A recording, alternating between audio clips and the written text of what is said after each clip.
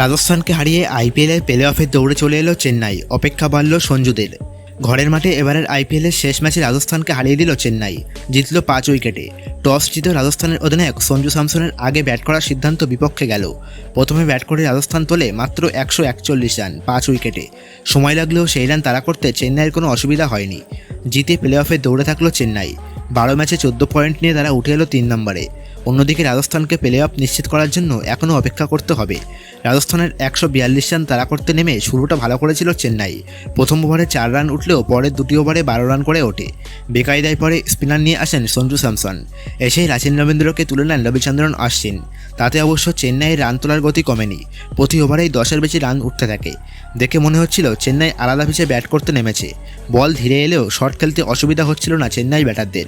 রাজস্থানকে দ্বিতীয় সাফল্য এনে দেন আরেক স্পিনার যুজবেন্দ্র চাহাল। ফেরান ড্যারেল মিচেলকে। সফল হননি মঈন আলীও। তবে শান্ত হয়ে খেলছিলেন ঋতুরাজ গায়কোয়াড়। আদর্শ অধিনায়কের মতোই পিচের চরিত্র বুঝে শট খেলছিলেন। কোনোরকম তাড়াহুড়োর রাস্তায় হাঁটেননি। তাতে রানের থেকে বলের সংখ্যা বেড়ে গেলেও ঘাবড়াননি। শেষ পর্যন্ত থেকে তিনিই দলকে জিতিয়ে দেন। তবে 16তম ওভারে বিতর্ক হয়। রবীন্দ্র জাদেজা 2 রান নিতে ছুটছিলেন, কিন্তু 1 রান নেওয়ার পরেই তাকে ফিরিয়ে দেন ঋতুরাজ। থার্ড ম্যান থেকে ছোড়া বল আসে সঞ্জুর হাতে। তিনি উল্টো দিকের উইকেটে ছুটতে যান। তবে জাদেজা উইকেট আড়াল করে ছোটার কারণে সঞ্জুর ছোড়া বল লাগে জাদেজার গায়ে। অবস্ট্রাক্টিং দ্য ফিল্ড নিয়মের জোরে আউট হন জাদেজা। তার আগে প্লে অফের টিকিট নিশ্চিত করার লক্ষ্য নিয়ে চিপকে খেলতে নেমে চেন্নাই বিরুদ্ধে আগে ব্যাট করে 141 তোলে রাজস্থান। কোনো ব্যাটারি বড় রান করতে পারেননি। পিচের আঠালো ভাব এবং বল পড়ে থমকে আসার কারণ বেশি রান ওঠেনি। ম্যাচের আগে পিচ পরীক্ষা করতে গিয়ে পমি এমবাঙ্গা জানিয়েছেন, এই পিচে গড়ে 183 রান উঠলেও দিনের ম্যাচে রান কম হয়েছে। বাস্তবে সেটাই দেখা গেল। পিচে ঘাস ছিল না, বল আসছিল থেমে থেমে। সাহায্য পেলেন চেন্নাইয়ের পেসার স্পিনাররা।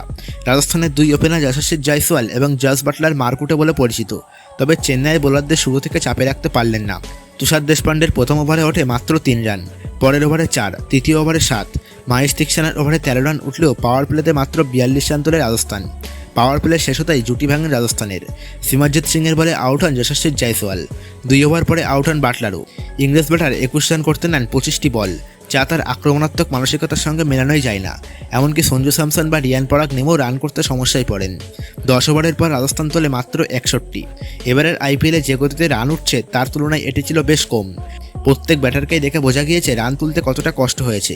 শট খেলা মোটেই সোজা ছিল না এই পিচে।